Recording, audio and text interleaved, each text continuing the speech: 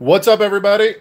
We're at Evangelical Theological Society in Denver, Colorado, Beautiful and day here. it is a beautiful day. Cold. Yes, Beautiful. this is our first check-in. This is the second day of the ETS, and well, let's see here what happened on the first day. What did you go see on the first day? First day I went and saw a great paper on Paul's use of Isaiah 6 at the end of Acts. So it's Luke relating about Paul, who quotes Isaiah 6 when he's teaching Jews who come to him in Rome from the Torah of Moses and from the prophets. And some believe and some don't. He cites that famous passage that Yeshua cites at the parable of the sower.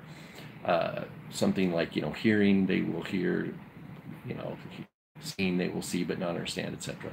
I just totally ruined that verse, Isaiah 6. Anyway, that was a great paper. Also, another great paper on the Torah in the Psalms, in the Psalter.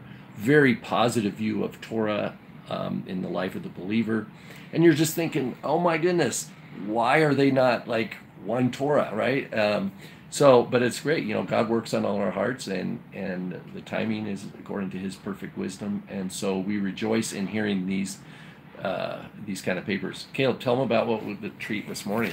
So First thing, 8:30. Yeah, 8:30 this morning. Both Rob and I went to see Walter Kaiser. He spoke on the Holy Spirit, the indwelling of the Holy Spirit in the Old Testament, and I think that was the best paper we've seen so far. Packed house. Packed house. Kaiser's hilarious. He has these jokes that he tells every single time, but they're all he gets a laugh every time. One of them, if I could just butt in, he's like, sometimes my students ask, because he's an Old Testament professor. Sometimes my students ask if I ever read the New Testament, and I said, I did. And I liked it. It reminded me of the Old Testament. But there was a ton of these one-liners. That's like the fifth time I've heard that joke at ETS too. But it was really good. He systematically showed that. Now I actually disagreed with him on one point. He talked about the indwelling of the Holy Spirit in Acts 2, and he said that the difference between before Pentecost and after Pentecost was that.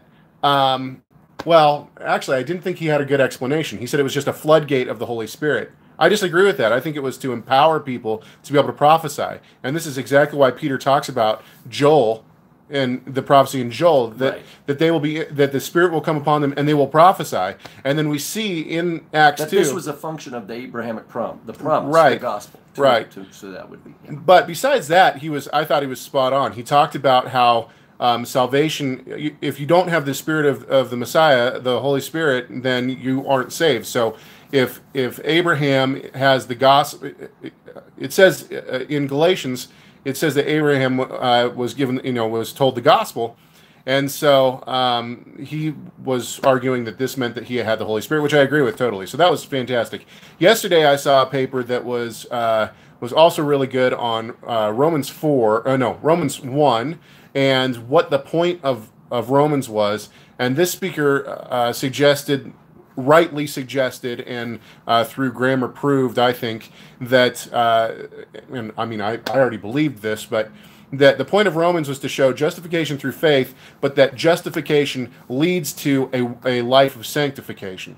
And so one of the main thrusts of Romans is that we are then sanctified, that we become a holy people, and that we walk in God's law according to the scriptures. And this was his whole point. So I thought that was really good. There's been a couple that I haven't really enjoyed. I'm very excited.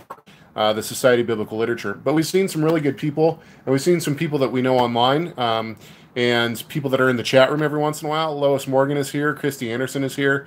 Matthew Day is here. Yeah. There's a good amount of people that we know, and there's even more coming for the Society of Biblical Literature. Bobby, who has sometimes been in the chat room during our Rob and Caleb show in Messiah Matters, got to hang out with him and see him too.